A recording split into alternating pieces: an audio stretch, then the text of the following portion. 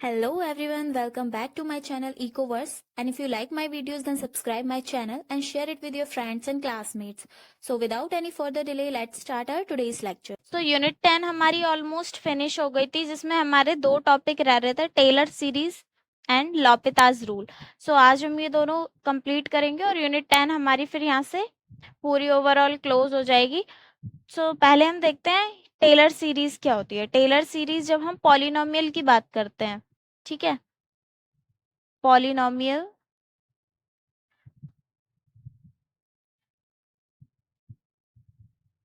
Approximate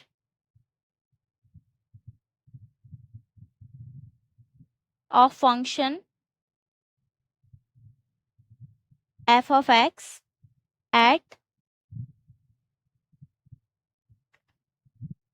x की power a। तो जब हम इसमें हम टेलर सीरीज देखते हैं तो पॉलिनोमियल का मतलब क्या होता है। पॉलिनोमियल हम जब तक लेते हैं जब तक हमारी पावर n होती है। लीनियर की बात करते हैं तो जब पावर 1 होती है वो होती है हमारा लीनियर फंक्शन, क्वाड्रेटिक जब पावर 2 होती है, क्यूबिक जब पावर 3 होती है। तो पॉलिनोमियल फंक्शन हम यहाँ पे ले रहे हैं, इसका मतलब हम पावर n तक इसको रिप्रेजेंट करेंगे यहाँ पे। तो टेलर सीरीज हमारी क्या होती है, F N x a0 plus a1 x minus a plus a2 x minus a की power 2 plus a3 x minus a की power 3 plus a4 x minus a की पावर 4 प्लस, और ये हमारा कब तक कंटिन्यू होता है, जब तक हमारी n की टर्म नहीं आ जाती, यानी a n x minus a की पावर n। ठीक है, अब यहाँ पे हमें क्या करना है, x की वैल्यू हमें a पुट करनी है, लेकिन उससे पहले हमें इसे डिफरेंशिएट करना होगा। तो डिफरेंशिएट कहाँ तक करेंगे, अब अगर हमारे पास सिंगल टर्म होती तो हम उसे सिंगल डिफरेंशिएट करते, क्वाड्रेटिक होती तो डबल करते, लेकिन यहाँ पे पॉलिनोमियल की बात हो रही है, n पावर हमने ली है तो हम इसको डिफरेंशिएशन भी n तक करेंगे। तो हम सारा तो करके नहीं दिखाएंगे, लेकिन 2 टाइम्स और 3 टाइम्स हम डिफरेंशिएट करेंगे, यानी सेकंड ऑर्डर और थर्ड ऑर्डर डिफरेंशिएशन तक हम करेंगे और उसके बाद x की जगह a पुट कर देंगे। सो अगर हम इसको फर्स्ट डिफरेंशिएट करते हैं तो ये हमारा क्या हो जाएगा, फर्स्ट डिफरेंशिएशन के लिए मैं यहाँ पे सिंगल डैश का साइन लगा रही हूँ। तो इसको डिफरेंशिएट क्या करेंगे, जब डिफरेंशिएट करेंगे तो क्या होगा, ये तो हमारा कांस्टेंट है, a तो हम कांस्टेंट ले रहे हैं, हम उसको x की टर्म में डिफरेंशिएट कर रहे हैं, तो x जहां पे हमारी टर्म है वो हमारा डिफरेंशिएशन होगा। तो जब कांस्टेंट को करते हैं तो ये हमारा 0 हो जाएगा, a1 हमारा एज इट इज रहेगा, x का डिफरेंशिएशन क्या हो जाएगा हमारा 1, a का वापस से 0, सेकेंड टर्म करेंगे तो ये a2, जब इस टर्म को हम डिफरेंशिएट करेंगे तो मैंने आपको बताया था कि पावर जो है वो बेस में आ जाती है, तो ये जो 2 है ये हमारा यहाँ पे आ जाएगा a2 के साथ, अंदर हमारा क्या बचेगा 1 माइनस, पहले हमने क्या किया है, इसकी जो पावर थी उसको बेस में ले आए और इसका डिफरेंशिएट करेंगे। जब फर्स्ट टाइम इसका डिफरेंशिएट करते हैं उससे पहले हम इसको एज इट इज लिख लेते हैं चेन रूल के अकॉर्डिंग, क्योंकि अगर मैं इस पूरी टर्म को x लेट करूंगी x की पावर 2 तो मेरा क्या होगा 2x, तो अगर मैं इसको x लेट करूंगी तो 2 मेरा आगे आ गया बेस में, ये जो है x माइनस a ये एज इट इज हो जाएगा x माइनस a, और जो हमने डिफरेंशिएट नहीं किया है जिसको हमने लेट किया था x के लिए उसका हम दोबारा डिफरेंशिएशन करते हैं, तो x का डिफरेंशिएशन क्या होगा 1 और a का क्या होगा 0। ठीक है, थर्ड टर्म के लिए भी सेम करेंगे, a3 हमारा एज इट इज रहेगा, इस वाली पूरी टर्म को हम a लेट कर लेते हैं या x लेट कर लेते हैं, x की पावर 3 है तो 3 हमारा यहाँ पे बेस में आ जाएगा, ये टर्म हमारी एज इट इज रहेगी। अब जो हमने टर्म एज इट इज छोड़ दिया उसका दोबारा से डिफरेंशिएट करेंगे, दोबारा से डिफरेंशिएट करेंगे तो यहाँ पे क्या आएगा 1 माइनस 0। अब एक चीज नोटिस करो आप कि 1 माइनस 0 लिखने का तो कोई मतलब ही नहीं है, क्योंकि 1 माइनस 0 हमारा 1 होता है, 1 को मल्टीप्लाई करेंगे तो वापस से वही टर्म आ जाएगी, तो इसलिए हम उसको अवॉइड करेंगे, क्योंकि जितने स्टेप्स हो सके हमें कम करने हैं, तो उसे लिखने की जरूरत नहीं है। अब आते हैं फोर्थ टर्म पे, तो ये हमारा एज इट इज रहेगा a4, अगर इसको मैं x सेलेक्ट कर रही हूँ तो x की पावर यहाँ पे 4 है तो 4 मेरा बेस में आ जाएगा, ये मेरा बन जाएगा x माइनस a की पावर 3, अब जो हमने एज इट इज लिखा है उसका मुझे दोबारा से डिफरेंशिएट करना है, तो वापस वही हो जाएगा 1 माइनस 0, वो लिखने की जरूरत नहीं है क्योंकि 1 माइनस 0 हमारा 1 ही होता है। अब ये हमारी लास्ट टर्म है, लास्ट टर्म का जब डिफरेंशिएट करेंगे तो उसका डिफरेंशिएशन क्या आएगा हमारा, A N as it is रहेगा, ये यहाँ पे प्लस का साइन लगाओ, ए एन यहाँ पे एज इट इज रहेगा, यहाँ पे पावर एन है वो हमारी बेस में आ जाएगी तो ये हो जाएगा एन। अब जो हमारी टर्म हमने एक्स लेट की है वो as it is x minus a, और ऊपर क्या बचेगा मेरा, पावर में से 1 माइनस हो जाती है तो यहाँ पे हो जाएगा n माइनस 1। और सेम चीज इस जो हमने डिफरेंशिएट नहीं किया है उसको दोबारा से डिफरेंशिएट करेंगे तो क्या आएगा 1 माइनस 0, वो लिखने की जरूरत नहीं है क्योंकि 1 आएगा मल्टीप्लाई करेंगे तो वापस वही हो जाएगा।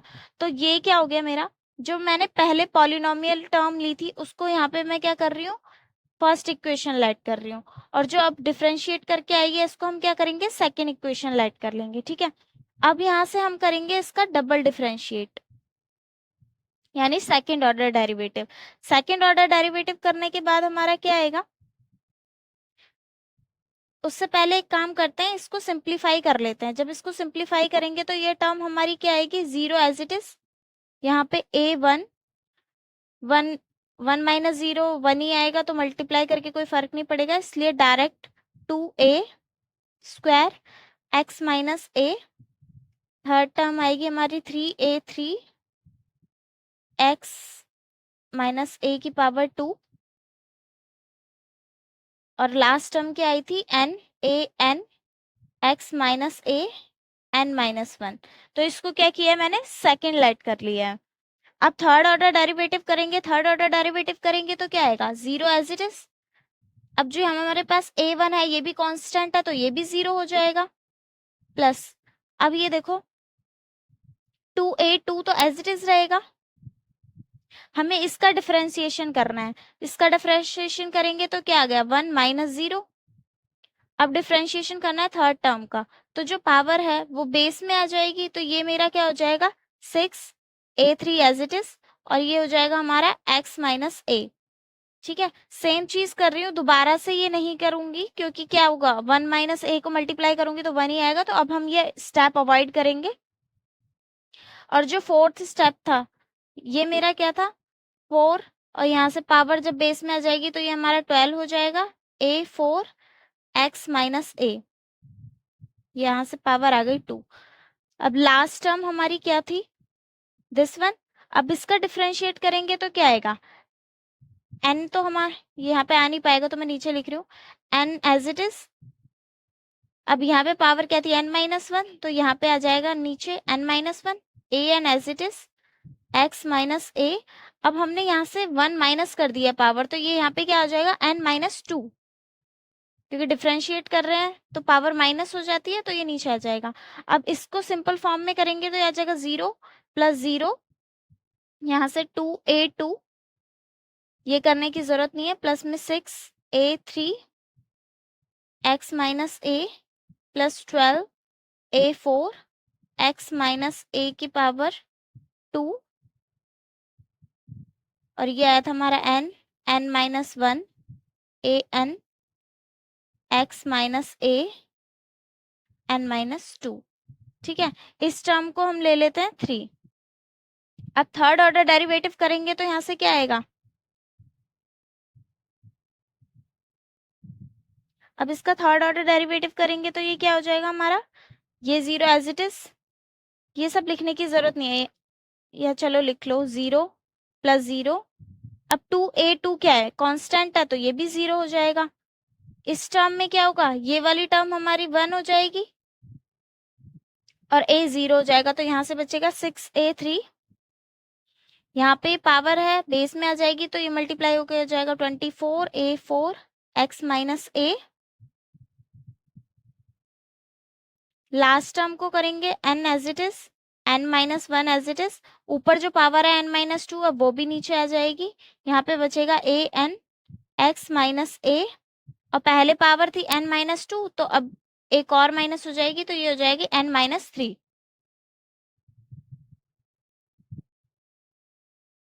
एक minute,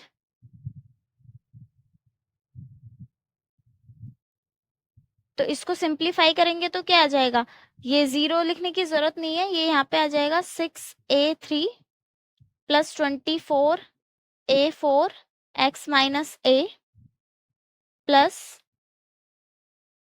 n minus 1 n minus 2 an x minus a की पावर n माइनस 3। तो ये मेरी कौन सी इक्वेशन हो गई, फोर्थ इक्वेशन।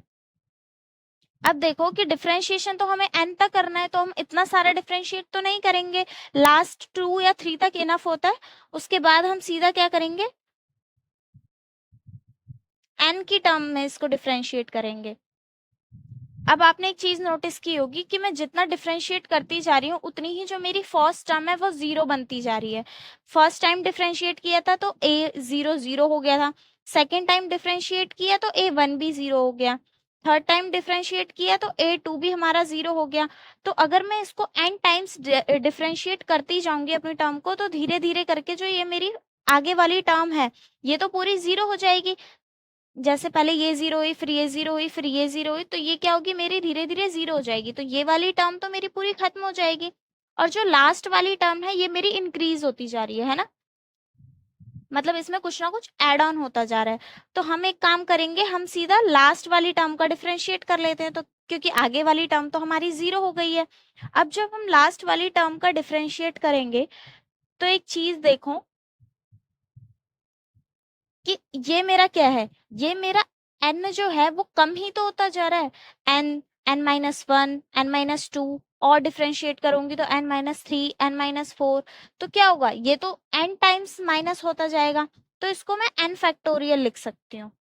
ठीक है, n फैक्टोरियल हम क्यों लिख रहे हैं, जैसे सपोज करो कि मेरे पास मल्टीप्लीकेशन में एक सीरीज दी हुई है 6 मल्टीप्लाई 5 मल्टीप्लाई 4 मल्टीप्लाई 3 2 1 ऐसे, तो उसको मैं क्या करूंगी, जो मेरी सबसे बड़ी टर्म होती है उसके साथ हम फैक्टोरियल लगा देते हैं।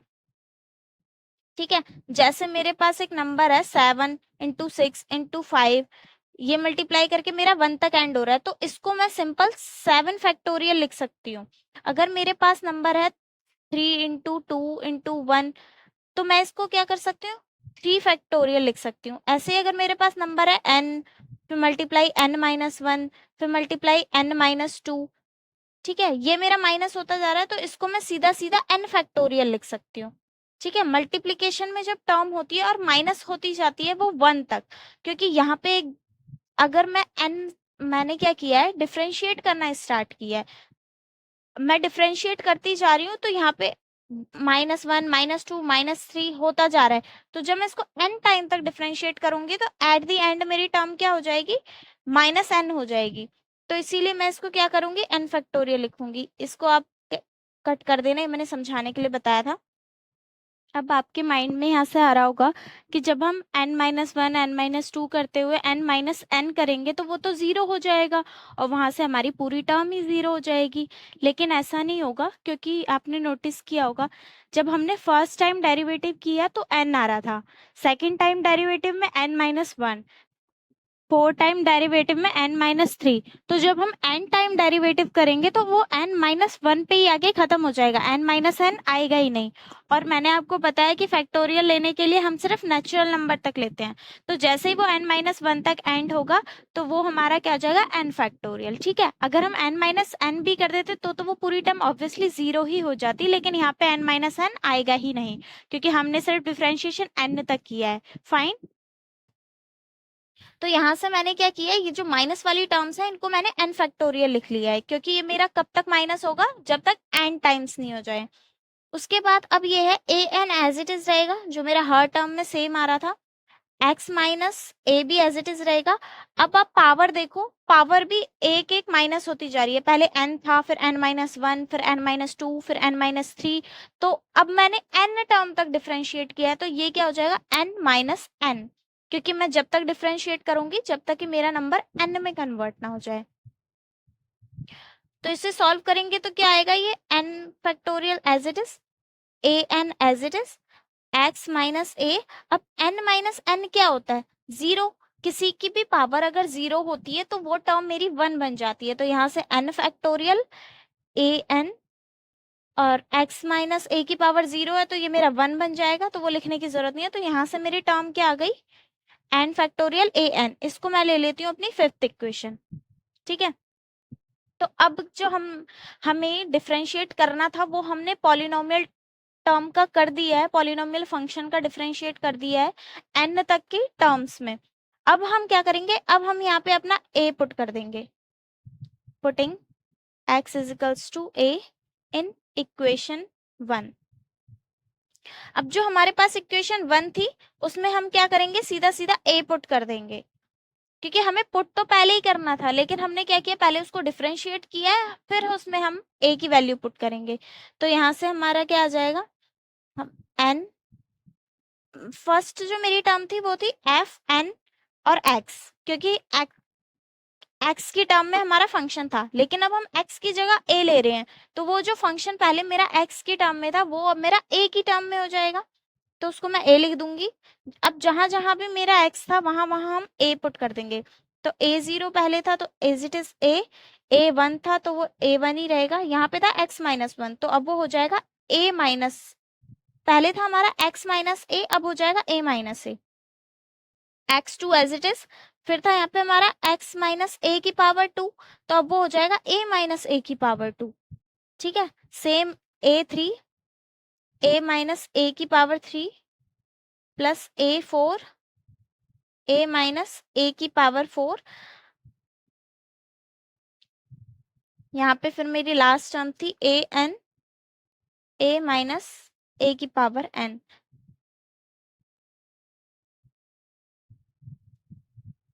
अब अगर हम इसे सॉल्व करें तो क्या आएगा, a0 हमारा a0 रहेगा as it is, a minus a क्या होता है 0, मल्टीप्लाई करूंगी a1 के साथ ये भी 0 हो जाएगा, a माइनस a 0 की पावर, अब 0 की पावर कितनी भी कर दो वो 0 ही रहेगा, और उसको किसी भी टर्म से मल्टीप्लाई करूं तो मेरा 0 ही आएगा, तो यहाँ से तो मेरा 0 निकल के आ रहा है, पूरी टर्म 0 हो जाएगी।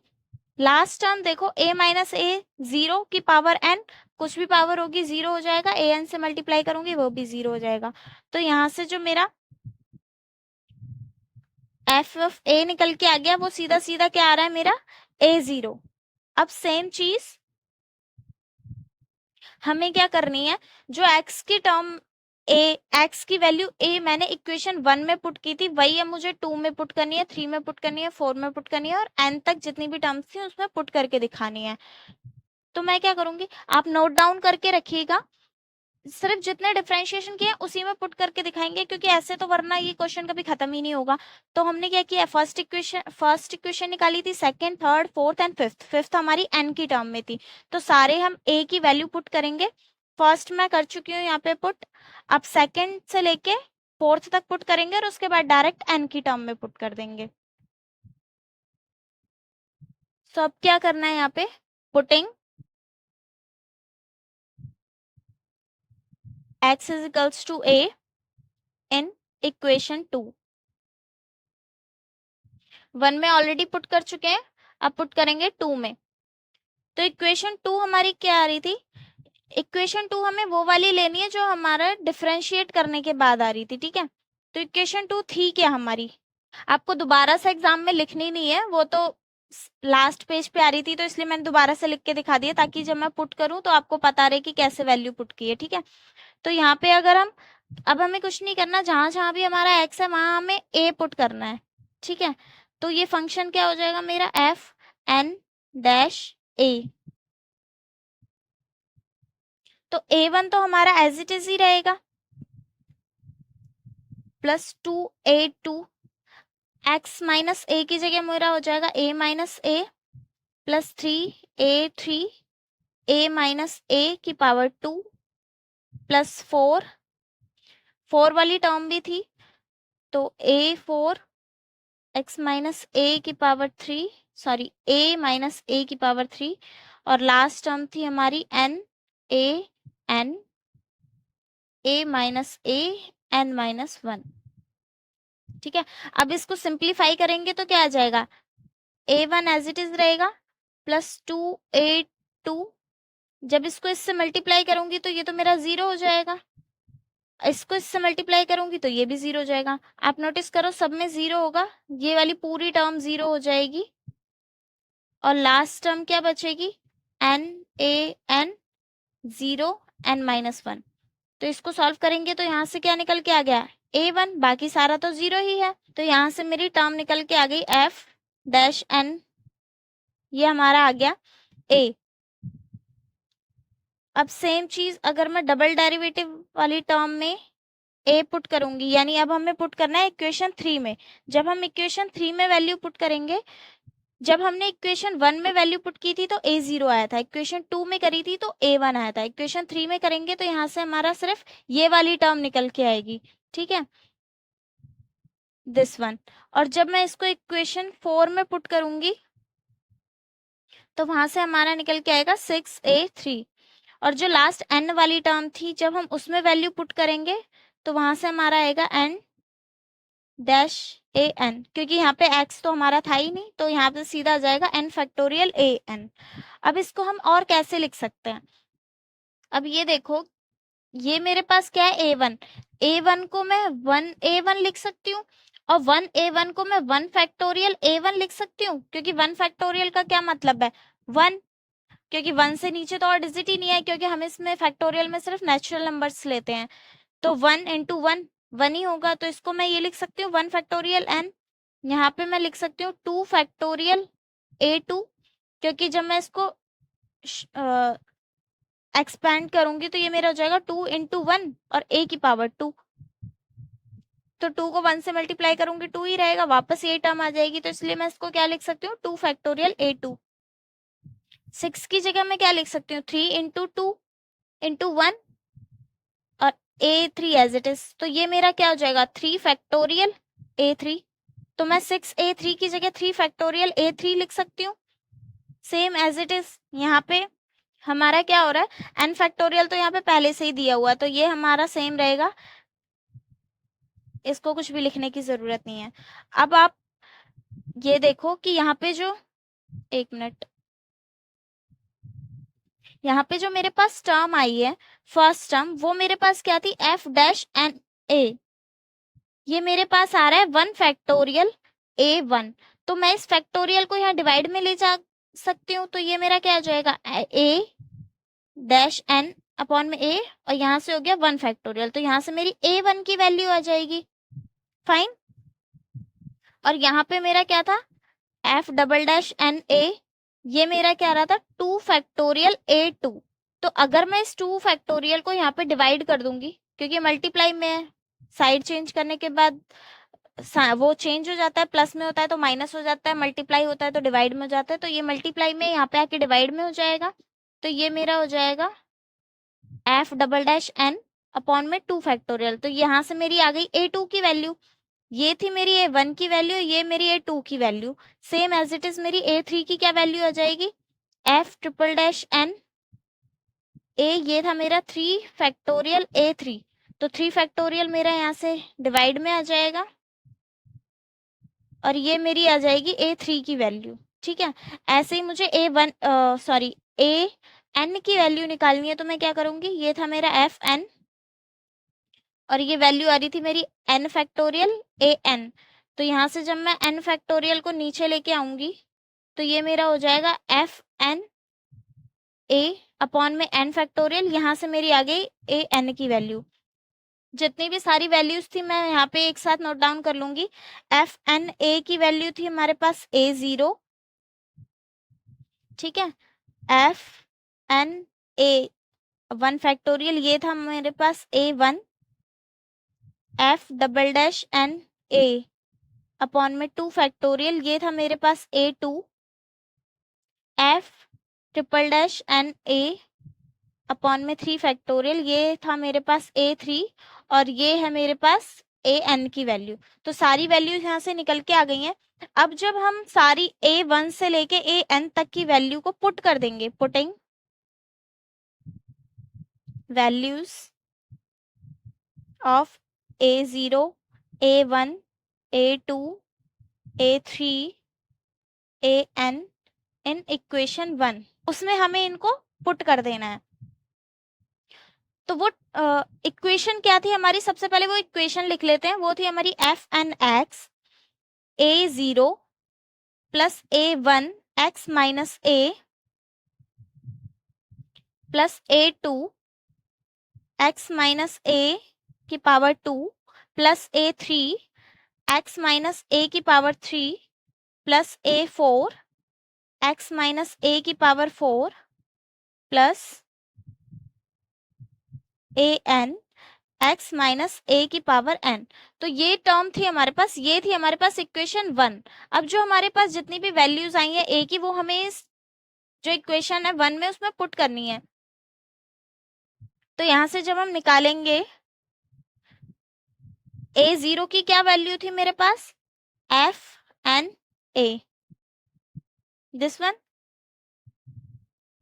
अब आप एक काम करो, यहाँ पे n लिखने की जरूरत नहीं है, सिंपल टर्म्स में लिखते हैं। तो ये हमारे पास एफ ए है प्लस a1 की क्या वैल्यू आ रही है हमारे पास, a1 की वैल्यू है f डैश, यानी हमने उसको सिंगल टाइम डेरिवेट किया है। तो f1 a 1 फैक्टोरियल और x minus a as it is रहेगा। a2 की वैल्यू क्या है हमारे पास, दिस वन। तो f double dash a 2 factorial और यहाँ पे x minus a 2 as it is रहेगा। a3 की क्या वैल्यू है, f ट्रिपल डैश a और यहाँ से वैल्यू क्या आ गई हमारी 3 फैक्टोरियल। पहले हम n इसलिए लिख रहे थे क्योंकि हमें टर्म्स पता नहीं थी, हम उसको n की टर्म्स में लिख रहे थे। अभी n लिखने की जरूरत नहीं है क्योंकि हमने वैल्यूज निकाल ली है अपनी, ठीक है। तो यहाँ से आ गया हमारा ये a3 की वैल्यू ये थी, यहाँ पे x माइनस ए की पावर 3 एज इट इज रहेगा। a4 की क्या वैल्यू थी, अच्छा a4 की वैल्यू ही निकाली थी हमने, डायरेक्ट हमने निकाली थी फिर an की वैल्यू। तो an की वैल्यू क्या थी हमारी, f n a n factorial, ठीक है। और यहाँ पे हमारी टर्म है x माइनस ए की पावर n। तो अभी ये जो टर्म हमारी आ गई है, ये हमने डिफाइन टर्म निकाल ली है। पहले हमारे पास टर्म नहीं थी, सीधा हम उसको n तक ले रहे थे। यहाँ पे अब ये जो हमारे डिफाइन नंबर है, यानी अगर हम ये लास्ट वाली टर्म छोड़ दें तो ये जो हमारी डिफाइन टर्म है, यहाँ पे हमारा कहीं भी n का यूज नहीं हो रहा है।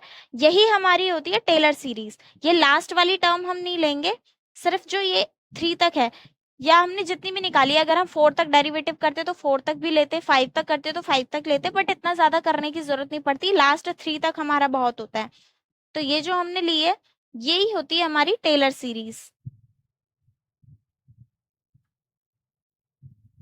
ठीक है। और ये जो हमारी लास्ट टर्म है जिसको हम ऐड नहीं कर रहे हैं, दिस वन, इसको हम बोलते हैं रिमाइंडर टर्म, या फिर इसको बोल सकते हैं एरर ऑफ अप्रोक्सीमेट, ठीक है। जब भी हम इतनी लंबी कैलकुलेशन करते हैं या इनडिफाइनाइट टर्म्स की कैलकुलेशन करते हैं, तो वहां पे कुछ ना कुछ मिस्टेक हमारी हो जाती है, कुछ ना कुछ एरर हो जाती है, कुछ ना कुछ टर्म हमारी छूट जाती है, तो उसके लिए ये टर्म होती है, ठीक है। तो इसलिए ये होती है हमारी एरर टर्म। सो इस, या फिर इसको बोलते हैं रिमाइंडर टर्म। तो इसको काउंट नहीं करते हैं, सिर्फ ये बीच वाली टर्म हमारी होती है टेलर सीरीज, और इसको हम बोलते हैं, यहाँ पे मैं लिख देती हूँ, रिमाइंडर टर्म होती है ये, या फिर इसको हम बोल सकते हैं error term, error of approximate, ठीक है। अब जो हमारे पास ये टेलर सीरीज आई है, या ये जो टर्म आई है, जब हम इसमें 0 पुट कर देते हैं, ठीक है, यानी ये जो टर्म हमारे पास आई है, जब हम इसमें x की जगह, अभी तो हमने a पुट किया था, अगर हम इस टर्म में a की जगह 0 पुट कर देते हैं तो हमारी निकल के आती है मैक्लॉरिन सीरीज, ठीक है। वो अभी करने की जरूरत नहीं है, वो जब हम रियल एनालिसिस वाला चैप्टर करेंगे तब देखेंगे, वहां पे बहुत अच्छे डिटेल में आपको पता चल जाएगा टेलर सीरीज कैसे निकालते हैं, पॉलिनोमियल कैसे निकालते हैं, मैक्लॉरेंस की सीरीज कैसे निकालते हैं। बस अभी के लिए इतना याद रखो, जैसे एक्स में हमने ए पुट किया है तो हमारे पास टेलर सीरीज आ गई, वैसे ही अगर हमारे पास हमें मैक्लॉरेंस सीरीज चाहिए तो हम वहां क्या करेंगे, एक्स की जगह 0 पुट कर देंगे सीरीज में, फाइन। तो ये आपको आई होप क्लियर हो गया होगा। इस चैप्टर में टेलर सीरीज से रिलेटेड सिर्फ इतना ही है। नेक्स्ट टॉपिक स्टार्ट करते हैं अपना एल ऑपेताज रूल, या फिर इसको लॉपेताज रूल भी बोलते हैं।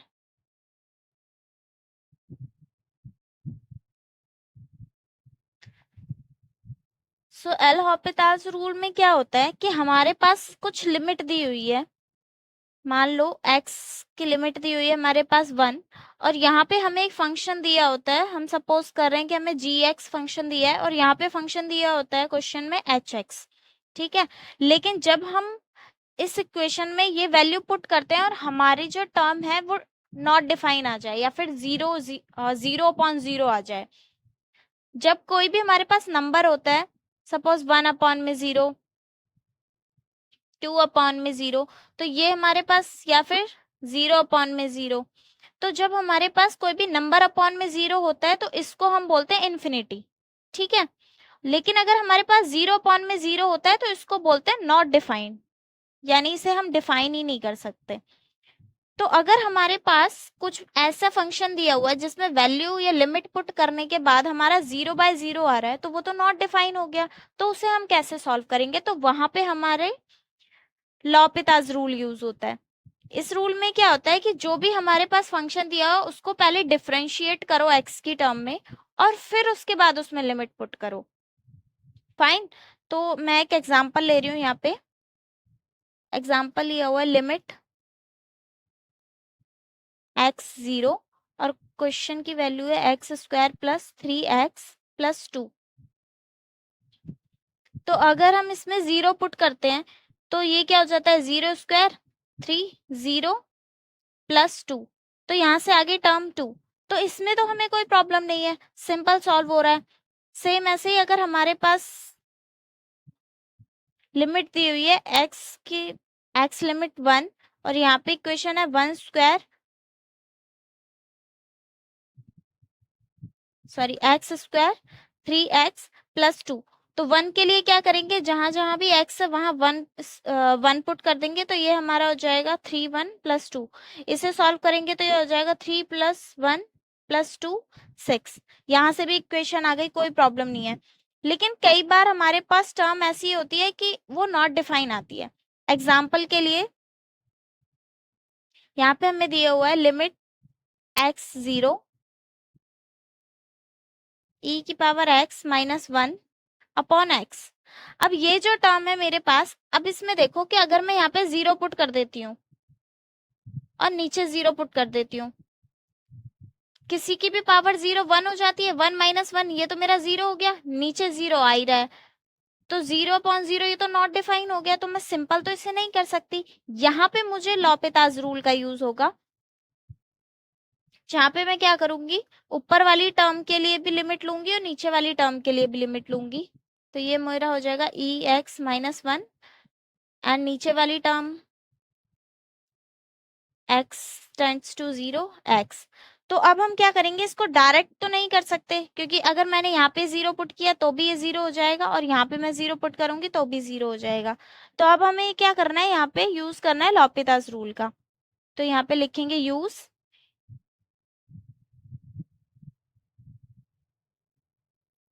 लॉपिताज रूल और डिफरेंशिएट करेंगे न्यूमरेटर को एंड डिफरेंशिएट करेंगे डिनोमिनेटर को, ठीक है।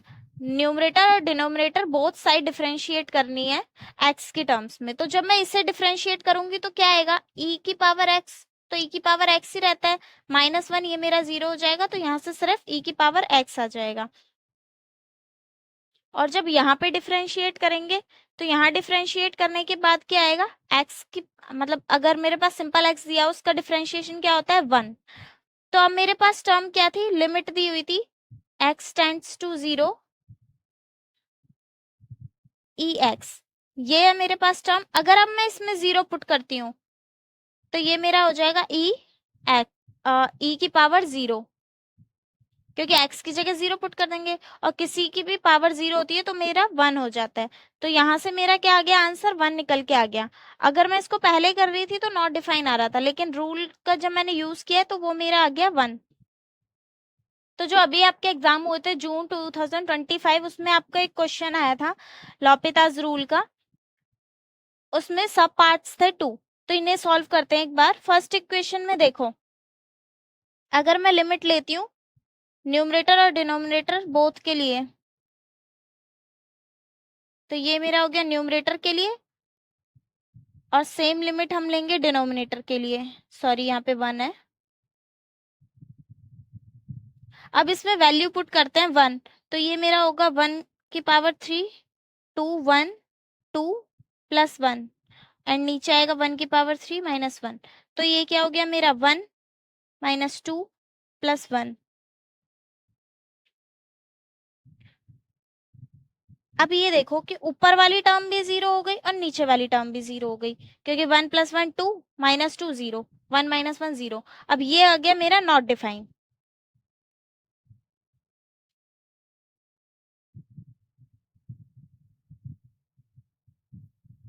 तो अब मैं यहाँ पे क्या करूंगी, अब यहाँ पे मुझे लॉपिताज रूल लगाना पड़ेगा, क्योंकि ये टर्म मेरी नॉट डिफाइन हो गई है।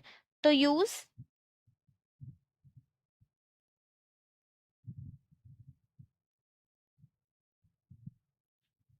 अब क्या करना है, हमें डिफरेंशिएट करनी है बोथ टर्म्स,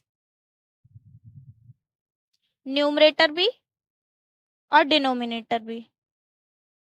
ऐसे शॉर्ट फॉर्म यूज मत करना, एग्जाम में मार्क्स कट जाएंगे, ठीक है। तो अभी हमें डिफरेंशिएट करना है न्यूमरेटर भी और डिनोमिनेटर भी। तो हमारा न्यूमरेटर क्या था, 3 माइनस 2x² प्लस 1। इसको डिफरेंशिएट करेंगे तो क्या आएगा, 3 बेस में आ जाएगा x की पावर 2, यहाँ पे माइनस 2 बेस में आ जाएगा तो 2 4, और x की पावर 1 हो जाएगी, 1 का डिफरेंशिएशन 0 हो जाएगा। ठीक है, ये आ गया हमारा न्यूमरेटर का। अब हम जब डिनोमिनेटर का डिफरेंशिएट करेंगे तो डिनोमिनेटर हमारा क्या था, x की पावर 3 माइनस 1। इसका डिफरेंशिएट करेंगे तो पावर बेस में आ जाएगी, स्क्वायर माइनस 1 का करेंगे तो ये हो जाएगा 0। अब जो हमारे पास टर्म निकल के आई है, ये है हमारे पास न्यूमरेटर और ये है हमारे पास डिनोमिनेटर।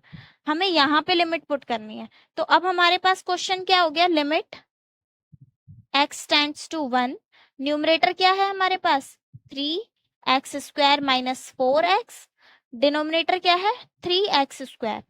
तो जब हम यहाँ पे वैल्यू पुट करेंगे, वैल्यू क्या है हमारी 1, वैल्यू पुट करने के बाद ये आ जाएगा 1 स्क्वायर 4 1 3 1 स्क्वायर। तो अब यहाँ से वैल्यू क्या आएगी हमारी, ये यहाँ से आ गया हमारा 3 माइनस 4 अपॉन में आ गया 3, तो यहाँ पे 3 माइनस 4 आ गया -1 अपॉन में 3। तो अब जो हमारी वैल्यू आ रही है वो आ रही है -1/3। जब हम डायरेक्ट लिमिट पुट कर रहे थे तो पहले नॉट डिफाइन आ रहा था, लेकिन जब हमने लॉपिताज रूल का यूज किया है तो अब मेरी जो वैल्यू आ रही है वो आ रही है -1/3। तो यही इसका आंसर होगा। अब सेकंड देखो,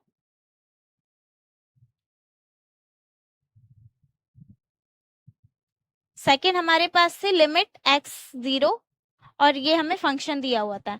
जब हम इसमें वैल्यू पुट करते हैं direct, x tends to 0 e x minus 1 upon में x, और denominator limit x tends to 0 x²।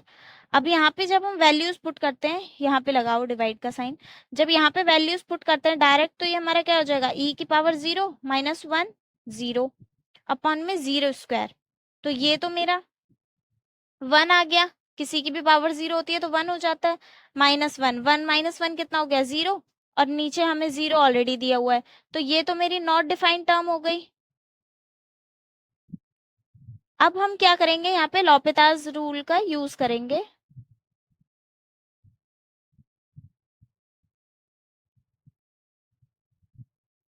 और इसके अंदर हमें क्या करना होता है, डिफरेंशिएट करना होता है both numerator and denominator. Numerator हमें क्या दिया हुआ है, e की power x minus 1 minus x, तो इसका डिफरेंशिएट करेंगे तो क्या होगा, e की पावर x का डिफरेंशिएशन e की पावर x ही होता है, -1 का डिफरेंशिएशन 0 होता है और x का डिफरेंशिएशन 1 होता है। तो यहाँ से टर्म निकल के आ गई e की पावर x माइनस 1। ठीक है, ये हो गया हमारा न्यूमरेटर। और जब हम डिनोमिनेटर का डिफरेंशिएट करेंगे तो डिनोमिनेटर हमारे पास क्या था, सिंपल x², इसका डिफरेंशिएट करेंगे तो क्या आ जाएगा 2x। ये हमारे पास कौन सी टर्म आ गई, ये आ गई डिनोमिनेटर की टर्म। तो अब हमारे पास क्वेश्चन क्या बन रहा है, limit x tends to 0, numerator हमारे पास क्या आया था, e x माइनस 1 और डिनोमिनेटर क्या आया था 2x। अब इसमें लिमिट पुट करेंगे, putting limit x tends to 0, तो ये हमारा क्या आ जाएगा e की पावर 0 माइनस 1 0, e की पावर 1 क्या हो गया 1 माइनस 1, और ये मल्टीप्लाई करेंगे 0। अब देखो यहाँ से दोबारा 0 माइनस 0 आ रहा है, तो ये तो वापस से नॉट डिफाइन हो गई। इस केस में हम क्या करेंगे, हम दोबारा से लॉपेताज रूल का यूज करेंगे, और अब जो हमारे पास टर्म आ रही थी ये न्यूमरेटर एंड डिनोमिनेटर, इसको दोबारा से डिफरेंशिएट करेंगे।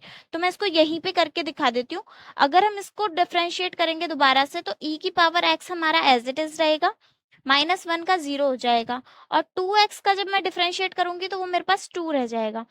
तो अब मेरे पास क्या है, limit x tends to 0, numerator मेरे पास आ रहा है e की पावर x अपॉन में 2।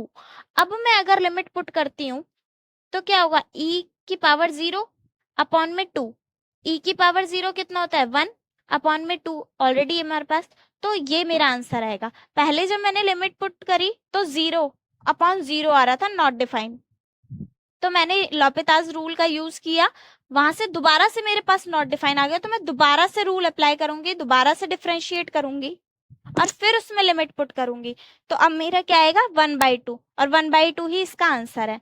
ओके, तो अगर इसके अलावा और कोई टर्म होती है सेम, आपके पास सेम प्रॉब्लम आती है, वो 0/0 होता है नॉट डिफाइंड, तो आप उसको डिफरेंशिएट करोगे, और इस क्वेश्चन में आपका क्वोशिएंट रूल भी लग सकता है, प्रोडक्ट रूल भी लग सकता है, मतलब आपको सिर्फ डिफरेंशिएशन करना आना चाहिए। डिफरेंशिएशन करो, वापस से लिमिट पुट करके देखो, अगर होता है सॉल्यूशन आ जाता है वेल एंड गुड, नहीं आता है तो दोबारा से डिफरेंशिएट करो, फिर से लिमिट पुट करो और फिर आंसर निकालो। फाइन, तो यहाँ से यूनिट 10 आपकी खत्म हो गई है। अब नेक्स्ट वीडियो से हम यूनिट 11 स्टार्ट करेंगे, जिसमें हमारा पार्शियल डिफरेंशिएशन आता है। So keep learning, keep growing, bye bye.